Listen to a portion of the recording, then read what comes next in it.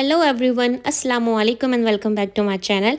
आई hope कि आप सभी लोग ठीक होंगे, खैरियत से होंगे और जहाँ भी होंगे बहुत खुश होंगे। तो इस छोटी सी दुआ के साथ आज का व्लॉग स्टार्ट कर रही हूँ और आज भी आप लोगों के साथ एक बार फिर से बिजी डे की रूटीन शेयर करूँगी।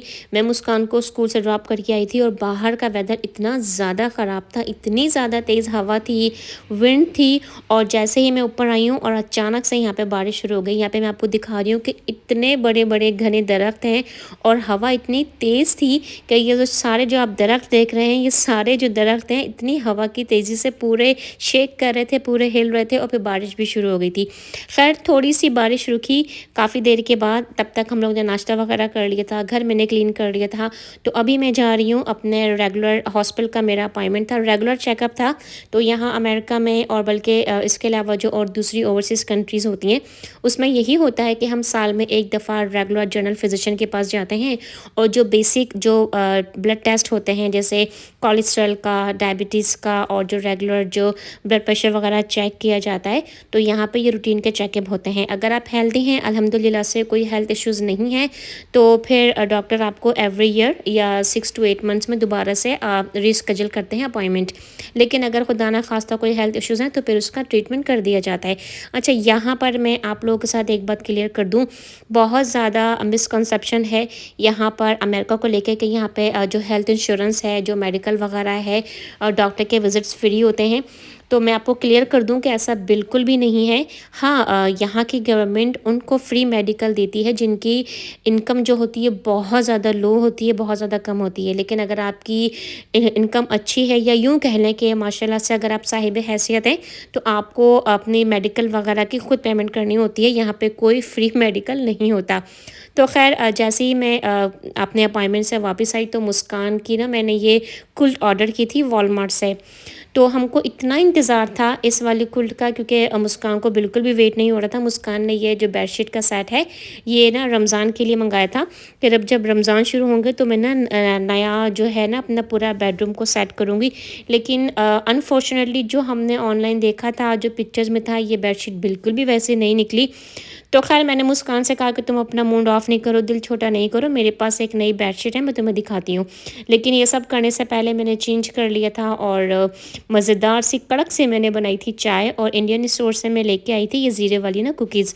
तो उसके साथ मैंने चाय वगैरह इंजॉय की। और अभी खाना बनाने में मेरे पास थोड़ा सा टाइम था, तो मैंने मुस्कान को ना ये बेडशीट दिखाई।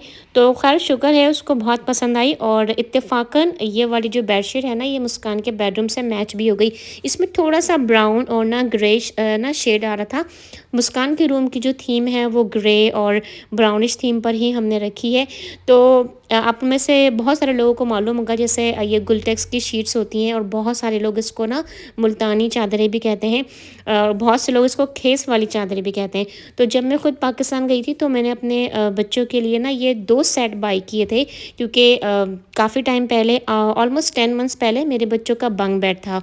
तो उस टाइम पर तो सोचा भी नहीं था कि बच्चों के जैसे सेपरेट रूम हम लोग सेट करेंगे और बच्चों के बड़े बेड लेंगे। तो मैंने बंक बेड के हिसाब से ही ना सेम 2 शीट्स के सेट लिए थे। लेकिन अब जब मुस्कान का मूड थोड़ा सा ऑफ हो रहा था तो मैंने सोचा कि चलो मैं उसको दिखाती हूँ, और इत्तेफाक से ये कलर और थीम जो है मुस्कान के जो बेडरूम का सेट है उससे मैच हो गई। तो मैंने कहा चलो मैं तुमको ना एक नई बेडशीट बना के देती हूँ। तो अल्हम्दुलिल्लाह अल्लाह का बहुत शुक्र है कि इस तरह के छोटे मोटे से जो काम होते हैं स्टिचिंग के, या कभी मुझे कुछ ऑल्ट्रेशन वगैरह करना होता है तो मैं कर लेती हूँ। तो फिर ये 2 शीट्स थी सिंगल बेड की, तो अब ना मैं इनको जॉइंट करके बीच में से स्टिच कर दूँगी और फिर ना एक ये बड़े बेड की शीट बन जाएगी। तो आप लोगों से भी मैं यही कहूँगी, रमज़ान अभी दूर है, काफ़ी टाइम है, ऑलमोस्ट 40 डेज़ हैं। लेकिन यकीन करें ये जो 40 दिन का जो टाइम है ना, पलक झपकते गुजर जाएगा, इतनी तेज़ी से ये टाइम गुजर जाएगा और फिर इंशाल्लाह रमज़ान बहुत ज़्यादा करीब आ जाएंगे। तो मैं अमूमन हर साल ऐसा ही करती हूँ। अगर मुझे कोई भी सिलाई का काम होता है, अगर क्या हर साल मेरी रूटीन यही होती है कि रमज़ान पर और दोनों ईदों पर मैं बेडशीट्स वगैरह जो हैं वो नई स्टिच करती हूँ और नए कपड़े होते हैं मेरे पास। और ये सिर्फ दिल की ना एक खुशी होती है कि रमज़ान आ रहे हैं और इतना मुबारक महीना होता है कि कोशिश हम सबकी यही होती है कि रमज़ान का जो पूरा महीना है हम उसको इबादतों में, अच्छे कामों में सर्व करें, ना कि घर के जो रेगुलर रूटीन के काम होते हैं जो 11 महीने चलते रहते हैं, हम रमज़ान का मंथ भी उसी टाइम में हम गुजार दें। तो इंशाल्लाह जैसे जैसे रमज़ान करीब आते रहेंगे, मैं आप लोग के साथ आने वाले रमज़ान की जो रूटीन है और जो तैयारियाँ हैं वो सब शेयर करती रहूँगी। तो रमज़ान की तैयारियों में से सबसे पहले जो तैयारी होती है ना मेरी, वो यही होता है कि कपड़े जो सीने का काम है, जो सिलाई का काम है, मैं पहले से कर लूँ। तो मैंने मुस्कान की बेडशीट तो सेट कर दी थी, आई मीन रेडी कर दी थी, लेकिन अभी उसने स्प्रेड नहीं की है। उसके बाद यहाँ पे नमाज़ का भी टाइम हो गया था, नमाज़ मैंने पढ़ ली थी। अब मैं बना रही हूँ बीफ की निहारी।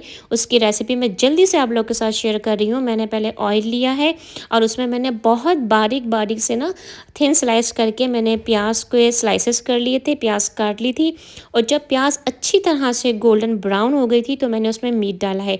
मीट डाल के अच्छी तरह से मीट को हम भून लेंगे और फिर उसके बाद मैंने ड्राई स्पाइसेस ऐड किए थे, जिसमें सिंपल से घर के मसाले मैंने डाले हैं, हल्दी, मिर्चें, पिसी हुई लाल मिर्च डाली थी, धनिया था, पिसा हुआ ज़ीरा था और कश्मीरी लाल मिर्चें और नमक। इसको डाल के पहले बीफ के साथ ड्राई मसालों को भूनेंगे, फिर उसके बाद मैंने इसमें जिंजर गार्लिक पेस्ट डाला था। अच्छा, यहाँ पे निहारी में मैं 2 सीक्रेट इंग्रेडिएंट्स आपको बताऊंगी, जिसमें से पहला है योगर्ट। योगर्ट डाल के आप निहारी के मसाले को अच्छी तरह से बीफ के साथ भूनें और फिर पानी डाल के जितनी आपको ज़रूरत है मीट गलने के लिए प्रेशर कुकर में आप गलने के लिए रख दें। तो यहाँ पे ना मैं निहारी के साथ ना मैंने फ्रोज़न तंदूरी नान होते हैं वो भी मैंने फ्रीज़र से निकाल के रख दिए थे ताकि नान थोड़े से डीप फ्रोज़ हो जाएं।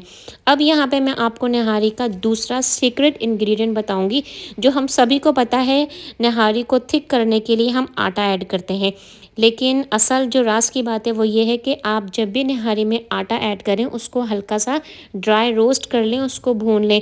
कोई ऑयल वगैरह नहीं डालना है। सिंपल एक पैन में जितना आप अपनी निहारी में शोरबा रखना चाहते हैं, जितना थिक रखना चाहते हैं निहारी को, उस आपको आटे को अच्छी तरह से बिल्कुल हल्की आंच पे आप इसको भून लें।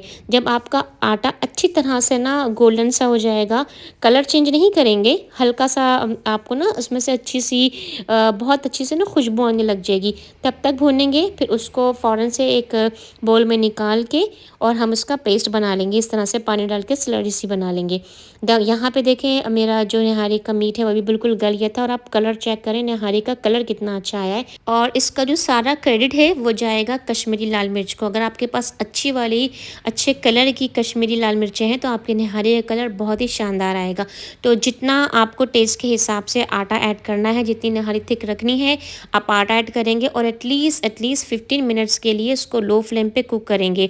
यहाँ पे मैं भंगार लगा रही हूँ। भंगार लगाने के लिए मैंने सिंपल सी फाइनली चॉप ना इसमें प्याज डाली है, थोड़ी सी मैंने मोटी वाली जो हरी मिर्च होती है वो ऐड की है, और जो मैंने मसाला निहारी में जो भूनते वक्त डाला था ना मीट के साथ, थोड़ा सा मैंने उसको सेव कर लिया था भंगार में यहाँ पे ऐड करने के लिए।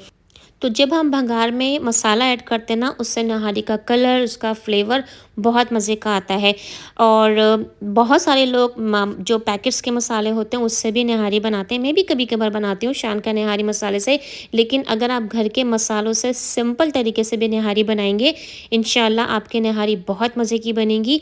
बस ये 1-2 बातें हैं जो मैंने आप लोग के साथ शेयर की है कि जब आप निहारी का जब बीफ ऐड करें तो उसमें थोड़ी सी अनियन ज़रूर डालें, योगर्ट ऐड करें, और जब निहारी में आटा डालेंगे तो उसको ड्राई रोस्ट करके डालें। तो अयान को निहारी इतनी पसंद नहीं है, तो उसके लिए मैंने ये चिकन चीज़ की पैटीज़ बनाई थी।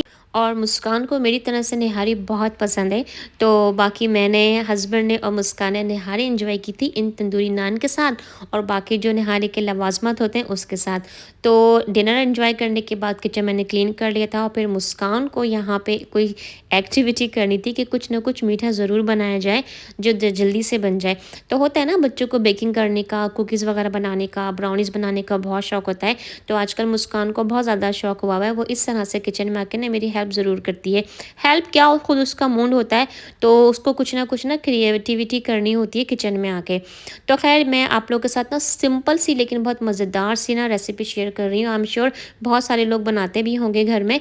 तो मैंने ना यहाँ पर ये फ्रोज़न पराठे लिए। मेरे पास ये डॉन के पराठे थे, इनको ना मैंने 4 पीसेज में सेंटर से कट कर लिया था, और फिर जो न्यूट्रेला होती है ना चॉकलेट वाला जो हम स्प्रेड यूज़ करते हैं, उसको मैंने हल्का सा मेल्ट करके इसको एक तरह से ना मैंने मैंने रोल्स के ना शेप देने की कोशिश की है। कुछ शेप्स तो बहुत अच्छे बन गए थे, लेकिन कुछ शेप्स ना बस ऐसे ही बने थे, तो आपको शेप पे इतना ज़्यादा ध्यान नहीं देना है, क्योंकि जब हम इनको बेक करेंगे ना तो ये बहुत अच्छे से फ्लफ़ी से और ना क्रंची से बनेंगे।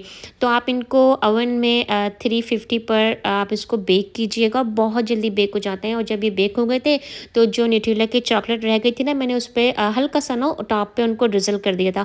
बहुत मज़े के बनते हैं, सिंपल सी रेसिपी है लेकिन बड़े मज़े के बने थे। फिर जनाब, जैसे मैंने कहा कि जब रमज़ान आ रहे होते हैं तो मैं बहुत सारी तैयारियाँ करती हूँ। तो सबसे पहले जो काम होता है ना, ये घर की जो क्लीनिंग वगैरह ना, इस तरह की क्लीनिंग जिसमें बहुत टाइम लगता है। जैसे कुछ ड्रॉ साफ़ करना है, अलमारी है, कुछ कबर्ड्स हैं, वार्डरोब्स क्लीनिंग करनी है। और हर साल मैं कोशिश करती हूँ कि जब रमज़ान का मंथ शुरू हो तो मेरे नए-नए जो कपड़े होते हैं ना, मैं रमज़ान में वो नए कपड़े पहनूँ। और इसी बहाने ना घर की जो क्लीनिंग है ना, जो एक्स्ट्रा घर में कपड़े जमा हो गए होते हैं, उनकी भी ना क्लीनिंग हो जाती है, सफाई हो जाती है। तो आज मैंने ना ये अपनी जो ड्रेसर की 2 ड्रॉज़ हैं, इनमें सारे ना मैं अपने डेली यूज़ से कपड़े रखती हूँ। उनको मैंने निकाला, जो कपड़े मुझे लग रहे थे कि थोड़े पुराने हो गए, वो मैंने डोनेशन में देने के लिए रख लिए और दोनों ड्रॉज़ भी सेट कर ली। तो गाइज़, आप लोग भी रमज़ान शुरू होने से पहले ये जो छोटे-छोटे से काम है कर लीजिए, ताकि रमज़ान को हम भरपूर तरीके से उसको एंजॉय कर सकें और रमज़ान की फ़ज़ीलत को मुकम्मल तौर पर हासिल कर सकें। तो आज का व्लॉग यहीं पे एंड करूँगी। वीडियो अच्छी लगी हो तो वीडियो को लाइक ज़रूर कीजिएगा। चैनल पर नए हैं और आपको मेरी वीडियोज़ अच्छी लग रही हैं तो चैनल को ज़रूर सब्सक्राइब करें। अपना बहुत ज़्यादा ख्याल रखें। नेक्स्ट व्लॉग में आपसे बहुत जल्द मुलाकात होगी। अल्लाह हाफ़िज़।